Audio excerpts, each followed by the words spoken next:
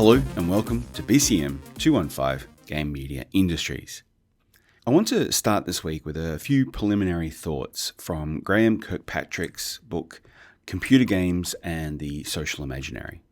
Kirkpatrick's book is useful for framing the video game industry's transition from the 1970s and 1980s into the 1980s and 1990s.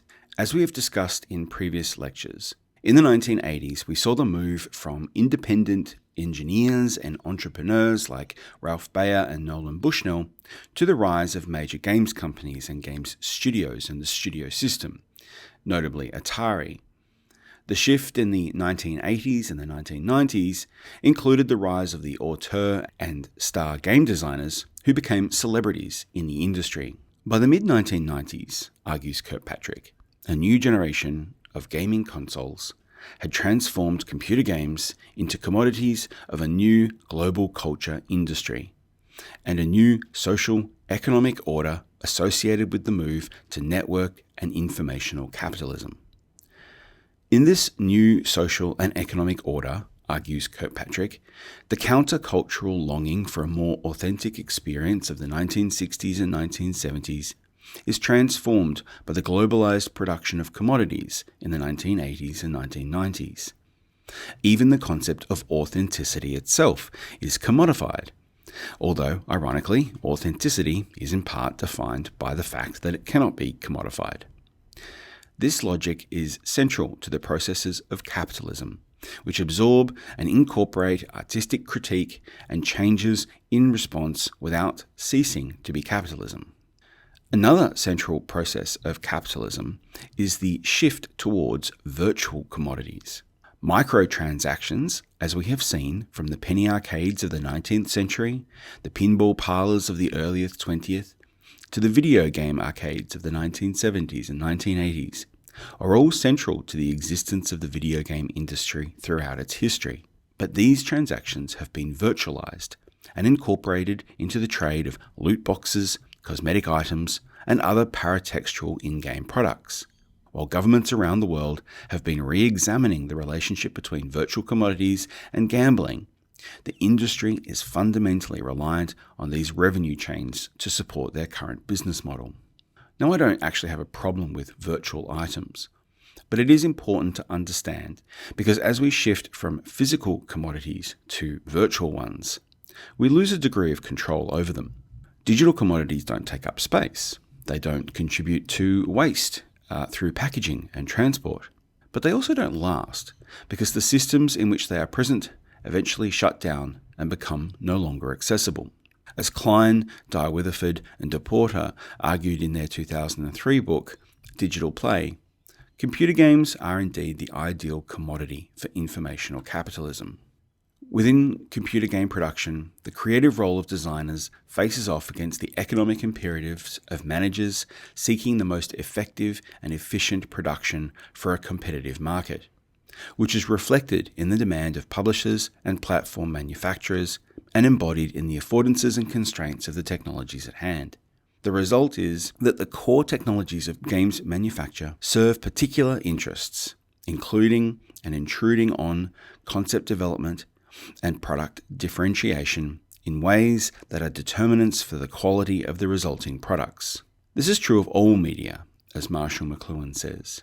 First we create our tools, and then our tools create us, which is to say that a visual artist's work is determined by the technical features of the medium they create, whether it's pencils, paint and clay, or digital tablets and 3D engines. We create these technologies to help us make art, but then these technologies of production work to shape, limit, and provide specific channels through which that innovation and creativity must proceed. However, Kirkpatrick argues that the computer games industry became truly global in the 1990s, and so it was also the technologies of production and distribution, advertising, marketing, and management which have shaped the creative and innovative results of game development ever since. To unpack this critique, I want to focus our attention on the Australian video games industry and the national experience over the past 4 decades. Long before New Zealand became the home to Middle-earth, Australia was the birthplace, at least, of the Hobbit for owners of the ZX Spectrum, the classic Commodore 64, and the BBC Micro. The Hobbit was developed in 1982 by Beam Software, founded by Naomi Benson and Alfred Milgram, and funded by Melbourne House, an Australian book publisher. The Hobbit marks the emergence of the video game industry in Australia, specifically the video game studio system that we've discussed in previous lectures. The game officially sold 100,000 copies around the world, which was very impressive for the time, but that figure doesn't account for the millions of pirated copies of the game. The game's success was in part due to the novelty of experiencing Tolkien's world in the new medium of computer games, and it featured striking illustrations by Kent Ross. The game's success was also due in part to what's called the game's parser. The parser is the interactive function that interprets the player's inputs and builds a data tree, allowing the player to make compound statements about in-game actions. While previous adventure games like Zork had featured basic player commands such as go east, pick up sword, attack goblin, etc., The Hobbit allowed players to create a string of complex series of commands, such as get lamp from Gandalf. This innovation led to a new type of puzzle adventure game, one that allowed the player to work out different responses to move past obstacles. There wasn't just one answer to a puzzle, but multiple different approaches. Beam Software followed up with 2 more Hobbit games and a Lord of the Rings game, all published by Melbourne House. Then, in 1985, Beam produced Greg Barnett's 2-player martial arts game, The Way of the Exploding Fist, which helped define an entirely new genre, the side perspective fighting game, which led to Street Fighter, Mortal Kombat, and even the massively popular Super Smash Bros. Beam Software became an independent studio in 1987 when Melbourne House was sold, and the studio continued to produce console and PC games, including Shadowrun in 1993 for the Super Nintendo, which was a cyberpunk role-playing game based on the pen and paper game of the same name and the novel Never Deal with a Dragon. Melbourne House was eventually acquired by Infogrames, who also purchased the Atari brand, and the name Infogrames Melbourne House was used until the company was sold to Chrome Studios. Chrome Studios is also well known for rebooting the Spyro series in 2006 with The Legend of Spyro: A New Beginning. Chrome Studios is also the developer of Ty the Tasmanian Tiger series, which was published by EA Games for the PlayStation 2, Xbox and PC. The 4th iteration in the series of these games was released on Steam in 2015. Chrome was hard hit by the global financial crisis of 2010, and it closed its Adelaide studio and made significant staff cuts to its Melbourne and Brisbane studios, but it continues to develop games today. The difference between Spyro and Ty is that one is a licensed game and the other is an original intellectual property. And this is a significant point of pressure for the national industry, which we'll come back to shortly in this lecture. The 1990s were a boom time for the Australian video game industry and game studios. Several startups, including Ratbag Games in Adelaide, Orin in Brisbane, Taurus and Tantalus, and Blue Tongue Games all starting up in Melbourne, developing mainly for console systems like the Sega Saturn and the Sony PlayStation. The highlight of the 1990s, for me at least, was the title Dark Reign, The Future of War, designed by Trey Watkins and developed by Orin and published by Activision in 1997. Although games like Warcraft, Dune, and Command & Conquer are typically seen as the origins of the real-time strategy genre, it was the massive success of the Australian title Dark Reign in the late 90s that really shook things up. With global sales of 685,000 units by 2004, Dark Reign was Activision's fastest selling game at that point in its history, and it was a massive worldwide success. One of the reasons it was so popular was the construction kit that accompanied the game. The kit let players create their own maps and campaigns, and it set in motion an endless evolution of play strategies. It offered players real participatory freedom, and we'll be coming back to this concept later in the course. Orange Studios would have another major hit with their railroad simulator, Trains. Trains similarly let players build their own content and then even sell it to other players. But the studio ran into trouble when it tried to enter the massively multiplayer market with Fury, which was the most expensive game produced in Australia at the time, costing $8.3 million. Unfortunately, the game did not do well, and the majority of the staff were laid off, and the company went into voluntary administration, effectively bankrupt. In 2000, Boston-based developer Irrational Games, creators of the role-playing game System Shock 2, established a studio in Canberra, and the process of development went global. Irrational co-produced the excellent Freedom Force in 2002 and published the Tribe's Vengeance game 2 years later. Both titles received worldwide critical acclaim.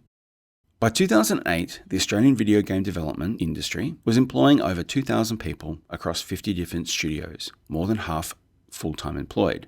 Most of these companies were independently owned and operated, although the work-for-hire model dominated, and the largest 8 studios accounted for 80% of the industry's workforce. The work-for-hire model occurred because of the low currency value of the Australian dollar in the 1990s and early 2000s, which made the country an attractive place for investment from the US industry, especially work-for-hire projects like console and handheld game ports. That's transferring a game from one console to another, or from PC to console, or from console to handheld games. Another feature of the work-for-hire model was the creation of movie tie-in games. The work-for-hire model was the major source of employment for the industry at the time, but it made the Australian industry dependent on American investment, which dried up during the global financial crisis, which roughly took effect between 2008 and 2014. In 2008, the video game industry was predicted to hit $2 billion in profits by the end of 2010. But by 2011, more than half of the industry had disappeared. The full effect of the GFC took some time to impact on the national games industry as the Australian dollar continued to rise against the US dollar. The work-for-hire model evaporated. Some studios remained, but the work-for-hire model is no longer as sustainable as it was for the majority of studios. Following the closure of THQ Studios in Brisbane, and Blue Tongue Studios in Melbourne, and other studios by June 2011, the industry barely supported between 500 and 600 employees. And by mid-2012, the reported game development income had dropped from $116.9 million down to Australian $44.4 million. Many developers, programmers, artists left the industry, moving on to secure careers in other fields and moving internationally to find work in New Zealand, Europe, the UK, and the United States. Some established studios like Melbourne's Taurus Games have weathered the global financial storm, relying on their established industrial model of video game development, but studios continued to close through the decade. Some studios like Queensland's Halfbrick have done amazingly well with the rise of mobile titles, and of course they were an early hit with the Fruit Ninja titles and other games on the iPhone and iPad. Hipster Whale was only 3 people at the time it released the original Crossy Road, and it did exceptionally well. Other smaller startups have done well in the mobile space. The League of Geeks have done very well with the game Armello and recently released Paperbark. Let's take a look at those 2 games. Kingdom, and I'll break it. Heroes after my throne. Traitors, all of you.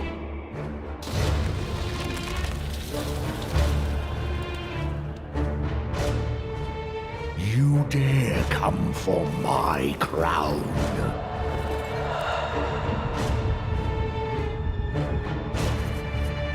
You dare to usurp me.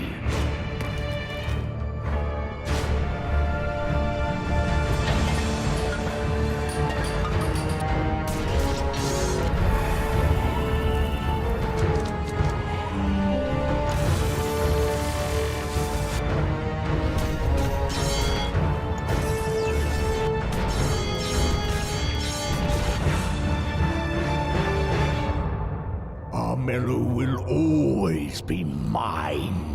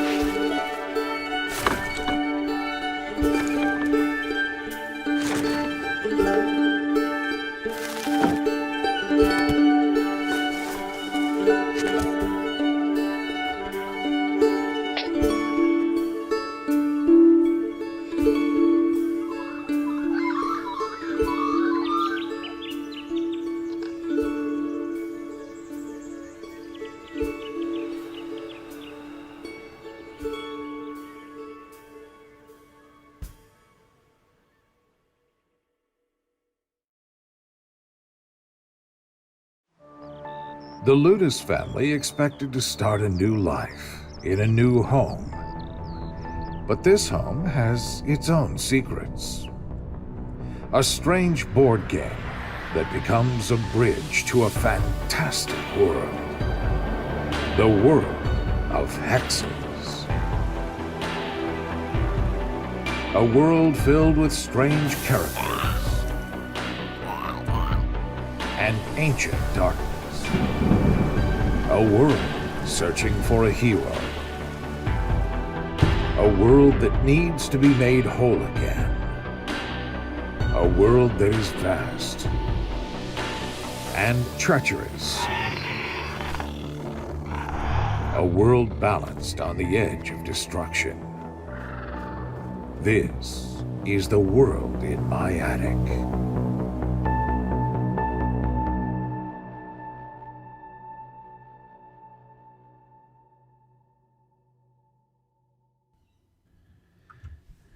That last video is from July 2019 and is by Defiant Studios, which produced the Hand of Fate series. Unfortunately, that studio closed its doors while in the middle of developing that video game, which looks to have taken inspiration from tabletop games and the more open world features of Breath of the Wild, and unfortunately we'll never see what looks to be an awesome title in production. One of the issues facing the video game industry in Australia is the lack of support from the federal government. While other media industries, like film and television, have regulatory and taxation frameworks that support investment through arrangements like co-production with other countries, the support for the Australian video game industry has been described as intermittent and half-hearted. Labor's Interactive Games Fund of $20 million was cut in half by the incoming Liberal government in 2013, before being shut down entirely in 2014. Labor has been calling for its re-establishment, however the current federal government is unable to recognise the benefits of investing in the local industry.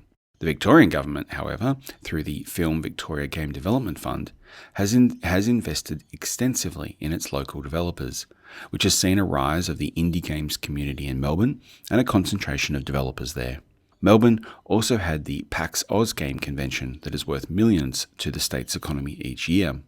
There is significant attention in the video game industry currently being directed at the Chinese mobile game market, which is one of the most profitable on the planet, and many developers are looking seriously at creating content for China over the next 10 years. I'm going to finish today with a look at Australia's rating and content classification system, just briefly.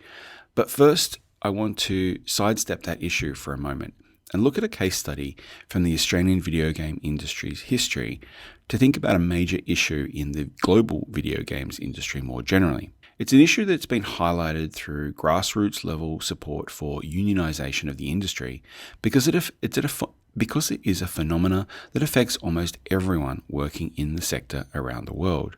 It's a process of video game development that is a product of its management technologies and processes that is known as crunch.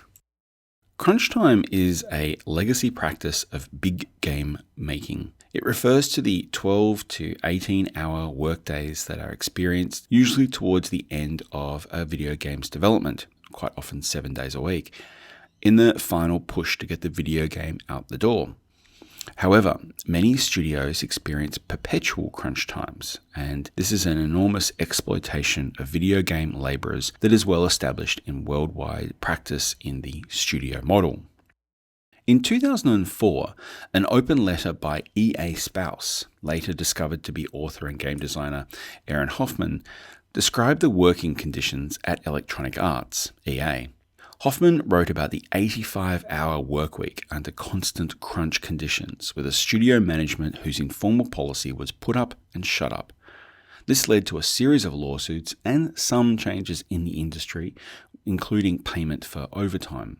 The occurrence of crunch time is not unique to the US or Australian industries, and it's been a standard practice in software development internationally for decades. Japanese games development studios are well known for the practice. This is a global problem, and other big game studios are equally guilty of exploiting their staff mercilessly, including Rockstar Games, the developers of Grand Theft Auto and the Red Dead Redemption series, who were outed in 2010 by a group of employee spouses who threatened legal action over the treatment of staff at Rockstar San Diego. Crunch time is often necessary. As one Australian game developer said, there just isn't enough hours in the day to get everything done. But the unpaid nature of the work means that game studios and games publishers never have time to consider the full cost of development and the impact of that development process on the humans that make their games and the resulting innovation and creativity in those games that are produced. A famous case of crunch and exploitation of developers occurred at the Australian studio formerly known as Team Bondi. The studio was responsible for the game LA Noire, which was published by Rockstar Games. Founded in 2003 by creative director Brendan McNamara, Team Bondi announced the development of LA Noire in 2005, but the game wouldn't see release until 2011. It is important to note that the game was a commercial and critical success. It even saw a recent release on the Nintendo Switch, so it's still a very viable and enjoyable title. Team Bondi and McNamara were harshly criticised by ex-employees for the company's culture of long hours and abusive and dysfunctional management. LA Noire is the most expensive Australian video game production and one of the longest games in development, costing $50 million over 7 years. Team Bondi's treatment of its staff has led to calls for boycotting of the game and other studios with poor quality of life working conditions. McNamara is quoted as saying that it is okay that employees be killing themselves in the line of duty making games. He argued that the brutal working conditions are simply what it takes to get a game like LA Noire made in Australia. Of course, as we said before, these types of unfair working conditions are not unique to the games industry, and McNamara is not alone in his approach. Teachers, nurses, journalists, among many other professions, all get accused of not pulling their weight if they don't provide longer working hours than they are supposed to by their managers. But like those in other entertainment and media sectors, this is a very insidious view of the creativity, passion, and fun involved in developing games that supposedly makes up for the exploitation of its workers. The last feature of the Australian video games industry that I want to conclude with in this lecture is the road to the R18 classification, which was finally introduced in Australia in 2013.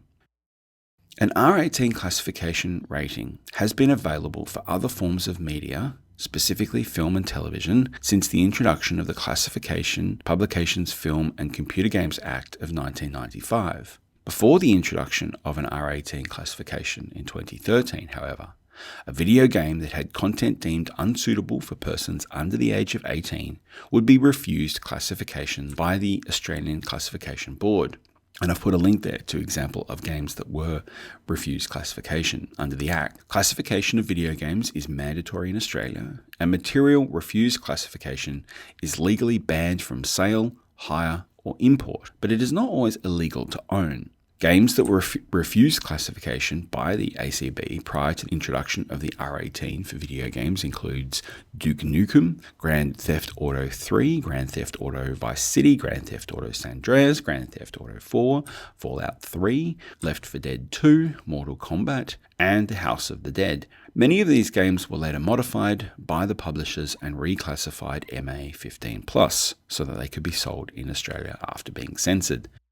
Thanks to a significant grassroots campaign of Australian games consumers, games media and game communities organised across Facebook and the web, Twitter and other social media, the Standing Committee of Attorney Generals representing the states and territories agreed to introduce the R18 classification, allowing publishers to resubmit their games for classification. Although it's important to note that publishers actually have to pay a fee to have their games classified.